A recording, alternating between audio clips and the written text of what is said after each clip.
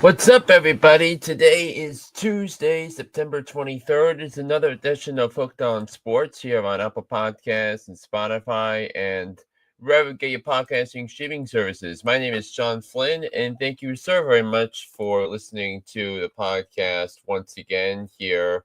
Whether you're listening to the show on Apple Podcasts and Spotify or wherever you get your podcasting streaming services.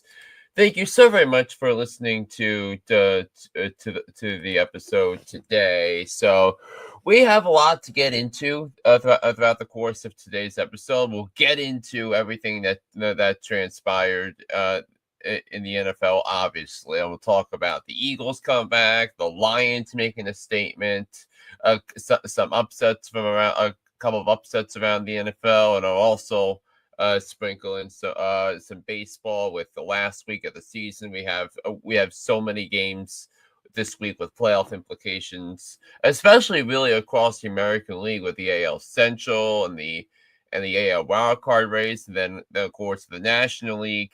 5 of the 6 playoff spots have been claimed already, with the NL the third wild card still to be determined on that front. So I'm looking at a few games that I wanted to highlight and some takes throughout the games. How about what the Philadelphia Eagles did on Sunday? They overcame a 26-7 deficit and came all the way back to beat the Rams by a score of 33-26, capped off by a Jordan Davis walk-off, a blocked field goal return touchdown, where the Eagles not only won the game, but they covered the 3.5-point spread. So if you were a Rams fan, that was a very, very bad beat. But what the Philadelphia Eagles displayed. And I made sure to note about this during the preseason. I did not pick the Eagles to beat the Rams based upon how the Eagles looked the first 2 weeks of the season, and then especially how they looked for most of the first half in the game on Sunday. So, but the amount of depth that the Eagles have on their roster showed so much on Sunday. When you look at all the different contributions that came from players during the comeback, but then also you have to figure that the Rams, who spent a lot of time game planning for Saquon Barkley, they held him in check. And then you look at what Jalen Hurts did in response. Jalen Hurts was unbelievable at what he was able to do for the Philadelphia Eagles. And let's pull up some numbers right now from that game for the Eagles. So Saquon Barkley was held to just 18 carries for 46 yards. 2.6 yards per carry. And then Jalen Hurts, 21 of 32, 226 yards, 3 touchdowns, 0 interceptions, and then 40 yards rushing and a rushing touchdown in the victory. But the Eagles finally were able to get their 2 star receivers, A.J. Brown and Devontae Smith, involved after being so omnipresent, been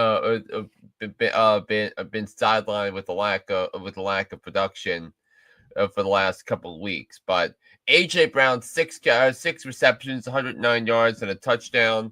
Devontae Smith, 8 receptions for 60 yards and a touchdown in the comeback victory. So it was only a matter of time before A.J. Brown and Devontae Smith showed up in the 2025 season, and boy, was that the adjustment the Eagles had to make in order to win. But really, special teams needed to be a lot better for the Rams, and I think that's what doomed them in the end, because you could not have 2 field goals so that would be blocked at the end of that game. So So that was just simply unacceptable by the part of the LA Rams, and the defense for the Rams fell apart at the end too. So that turned out to be a disaster as well. But the Eagles' winning culture mattered.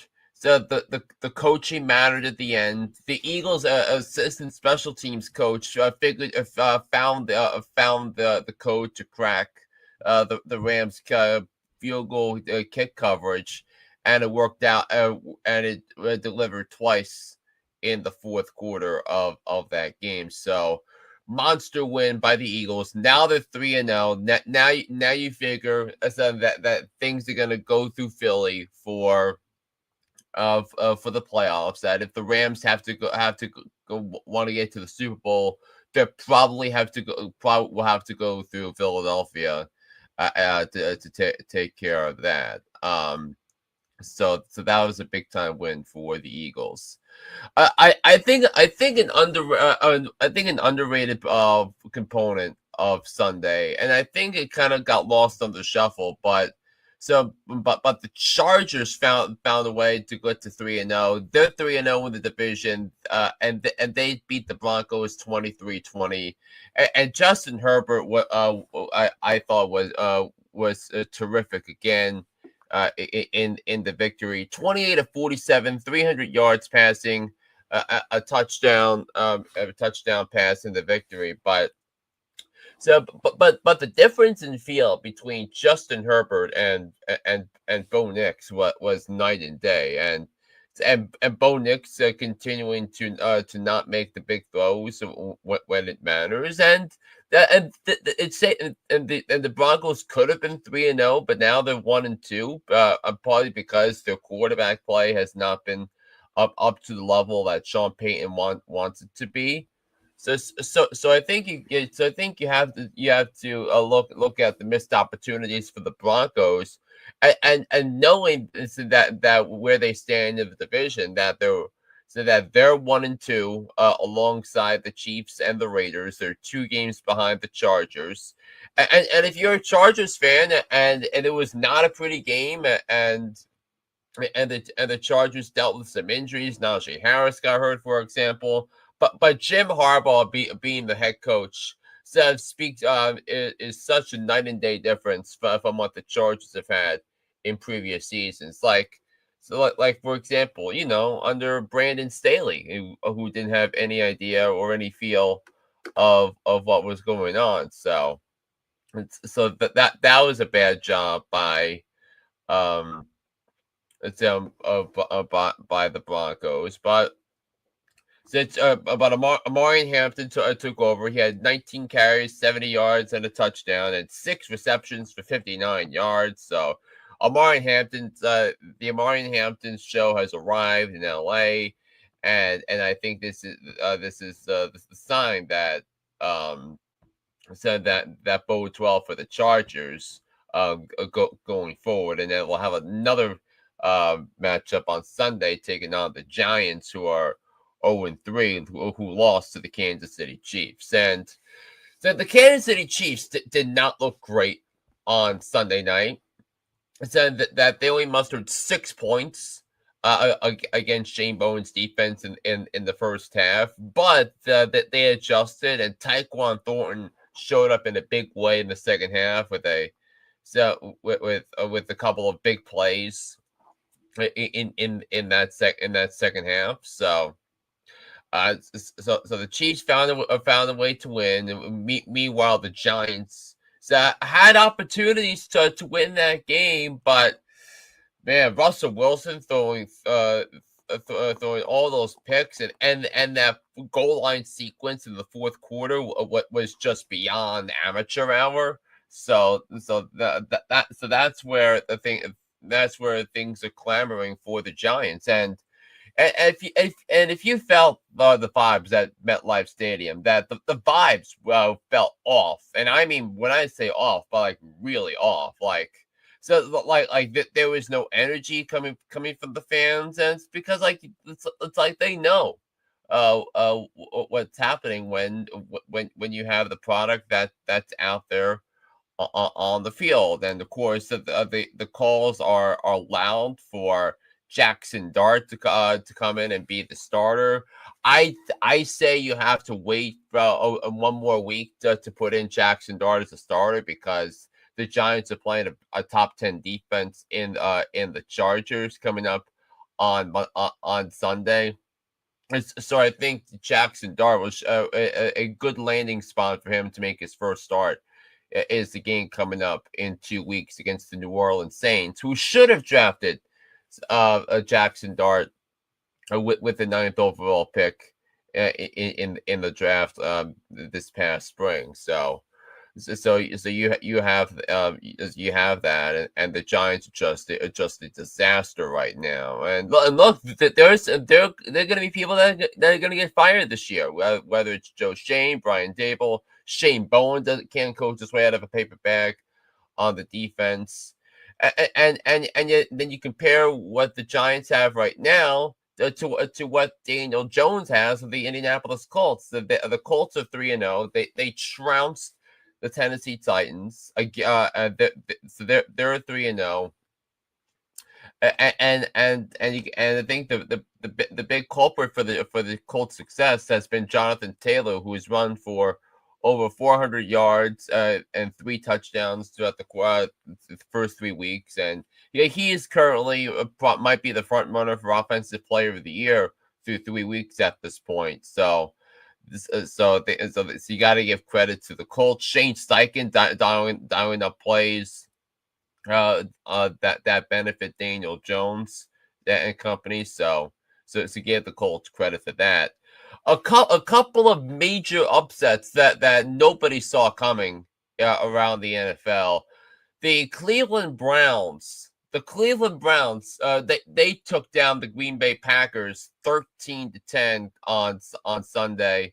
And look, that was a complete and utter disaster and implosion by the Packers. They were up 10-0, and then Jordan Love throws one of the most mind-numbing interceptions you'll ever see.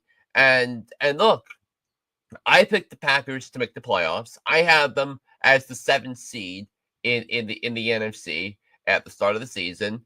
But the Packers' ceiling only goes as high as Jordan Love is willing to take them, and that's why I did not take the Packers Super Bowl allegations after the Micah Parsons trade seriously, because the quarterback has been too inconsistent, as it's been shown time and time again.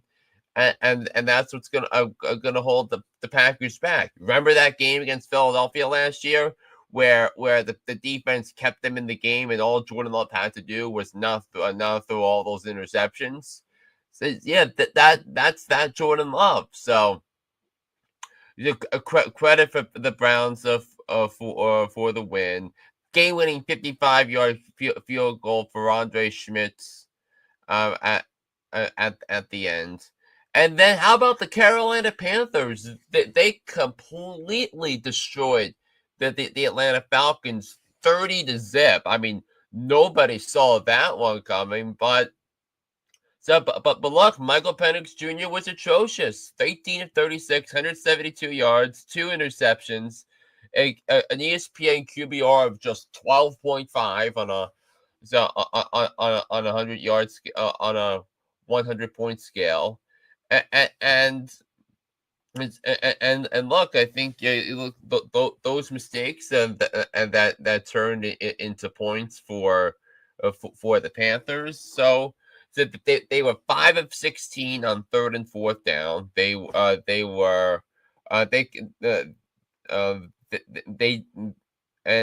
Those three turnovers were a complete disaster. So you look at that and give the Panthers credit for not making the mistakes, and that turned out to be the difference in that game. So, boy, I mean, I did not pick either team to make the playoffs, and I thought the Panthers were going to be out of things with that, but give them credit for for the victory over there. So you have that. I want to touch in a little bit on some college football before we move on, and a couple of quickies on there on that front. So how about what Miami did has done so far? That they're currently 4-0. They are ranked number 2 in the AP poll going into week 5 of the college football season. And it's been so impressive on both sides of the football. Give Mario Cristobal credit. Carson Beck has been outstanding with Miami so far, and I was dead wrong on Carson Beck, but I gotta give him credit on there. And then what Indiana did to Illinois on Saturday night. I thought that was the most eye-opening result of the entire weekend.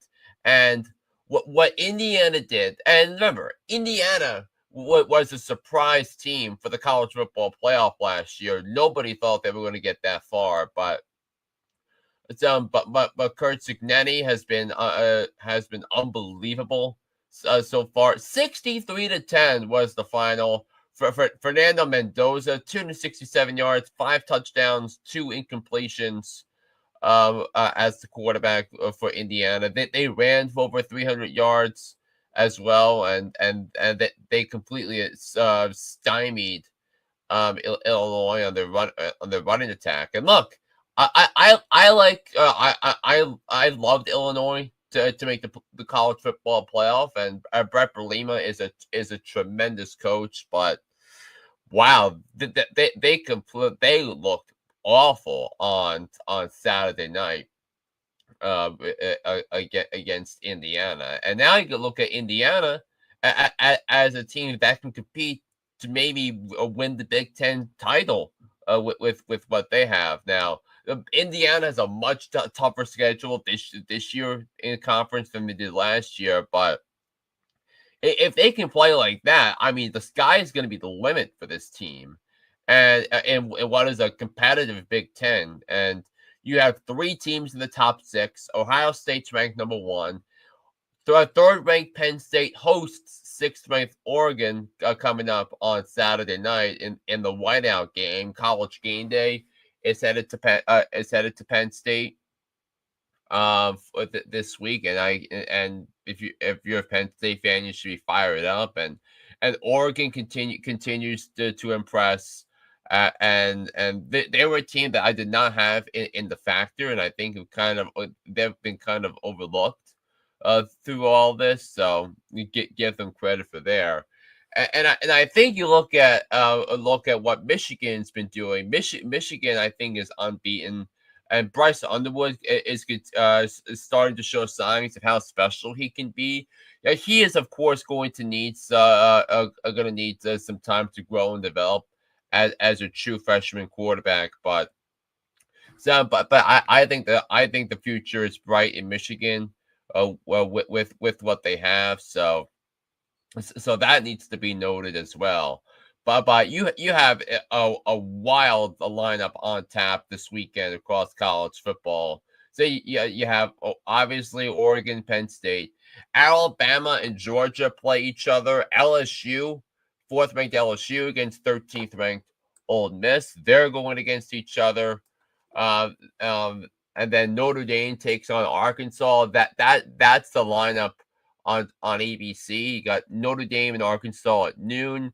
LSU and Ole Miss at 3:30 p.m. Eastern, and then Alabama, Georgia, 7:30 p.m. Eastern to round out the ABC triple header. A couple of other fun games that I'll be keeping my eyes on. You got USC at Illinois. USC took care of business against the previously undefeated Michigan State team on Saturday night. Late night football in Southern California, and then Illinois trying to bounce back from the ugly defeat they were handed on Saturday at Indiana, and that's going to be the big noon kickoff game over on Fox. And then Florida State and Virginia. So they'll be going at it. Two teams with winning records coming up on Friday night. So that should be a whole lot of fun there. And now I wanted to wrap up this quickie of an episode with Major League Baseball. So there's still a lot on the line.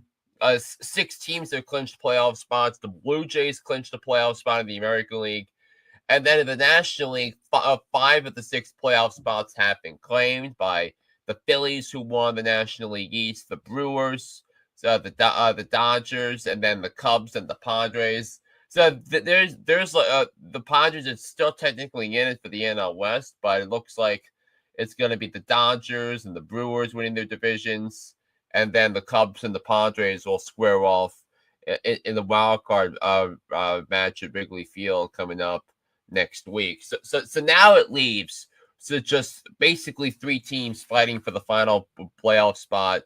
So you have the Mets who are on the road this week. They have 3 against the Cubs and 3 against the Marlins, all on the road. So the Mets are trying to avoid a collapse where they start at 45-24. The Reds have coming off a 4-game sweep against the Cubs over the weekend. So they have 3 in Pittsburgh against the Pirates in Cincinnati coming up this week, and then you look at they have 3 against the Brewers, who might still be fighting for that 1 seed, and American Family Field has been known to be a house of horrors coming up for the Reds if they need that final weekend in Milwaukee. So, and Paul Skeens is pitching tomorrow night for the Pirates, looking to could be the last start in his National League Cy Young season. A 2.03 ERA. That is certainly something to look at there. But the Pirates believe it or not have the ERA advantage in all 3 games they play this week. So it's going to be fascinating to see how that comes about. Then you got the Diamondbacks. They have 3 at home against the Dodgers Tuesday, Wednesday, Thursday. And then they're at San Diego the last week of the season, and there's a small possibility the Padres could be fighting for home field advantage in the wild card round, which I think is going to be a gigantic deal for the Chargers. So I will be looking to see how that transpires.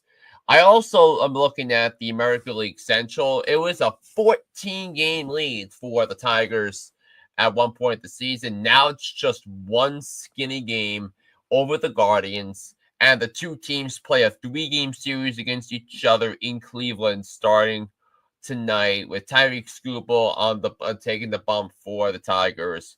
Monster series full of playoff implications, and it's not a guarantee the Tigers are gonna make it, because the Tigers have the Guardians this weekend, and then they're at Fenway Park taking on the Red Sox, and that could be a matchup where the wild card might be on the line, depending on what happens in this Detroit-Cleveland series. Now, if Detroit sweeps Cleveland, then that's the division. But the Guardians have a 6-4 lead in the season series.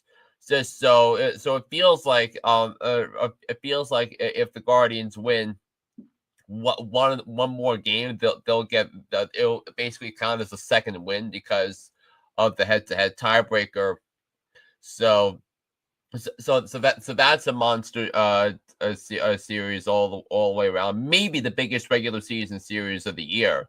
When you think about what's at stake here for all these teams. Now I also wanted to touch on the American League wild card race, which I think is such a doozy with that. So in that front, you have the Yankees currently as the first wild card. They're 3 games ahead of the Red Sox, who have the second wild card, and then the Red Sox are a game ahead of the Guardians and the Astros, who are tied for the last wild card spot in the American League, with Cleveland currently holding the tiebreakers over the Houston Astros at this point. So, I look, there's a real possibility the Astros might miss the playoffs. They're too banged up with injuries. And look, I did not pick the Houston Astros to make the playoffs.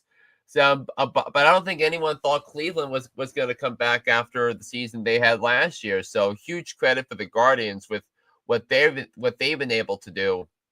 Winners of 9 of the last 10 games, and I believe 14 of the last 16 games they've won, or something along those lines. But but you have to look at the Red Sox maybe being a team that you're gonna have to look at with how they're playing. So a lot is really on the line in terms of what's going to transpire in Major League Baseball.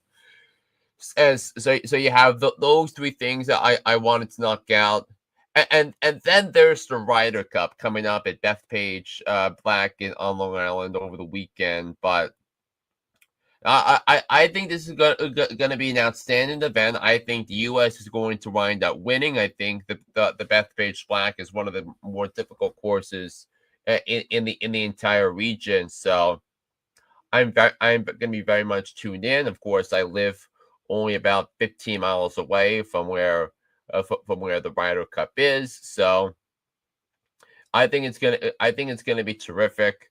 And I'll be looking to see how that transpires at the end here. So quick podcast today. Of course, my other show, Fantasy Football Fever. We're going live at 10:45 Eastern tonight, and then then I'll be here again on Thursday for my Week 4 NFL preview episode, where we're gonna take a look at the biggest games coming up over the weekend, and I can't wait for some of these games. Eagles Bucks is gonna be a big game.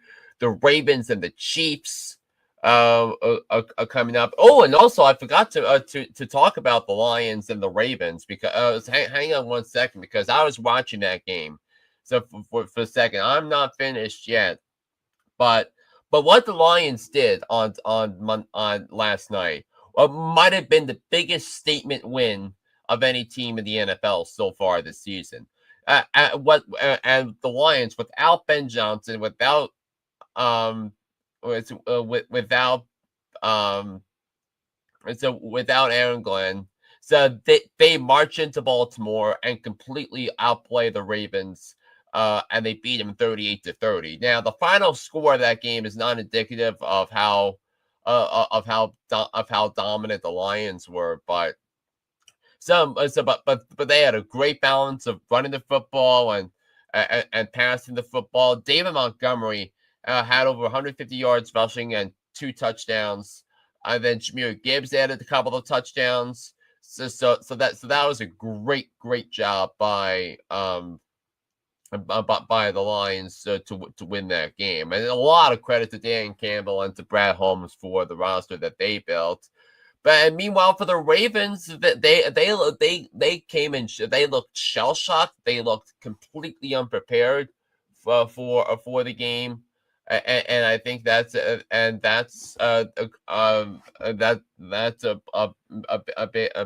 big no for the Ravens. And they have the 32nd ranked total defense. They 31st passing, 30th rushing. And that's going to be a huge problem. Now, my concern level with the Ravens in big picture is probably 0. So it's because they started out a similar way last year with the problems that they had with their defense, and it didn't help that they didn't have a couple of their key starters in the front 7 available. So I think that's going to be better. They'll be better served by letting the season play out. And letting them gel on defense and figure out the defensive adjustments that they'll need to make. So one thing I did forget to point out there. So I think that will officially do it for this episode of Hooked on Sport. Thank you so very much for listening. My name is John Flynn, and I'll be back here on the podcast on Thursday. So take care, everybody, and I will talk to you again on Thursday. So long, everybody, and take care, everybody.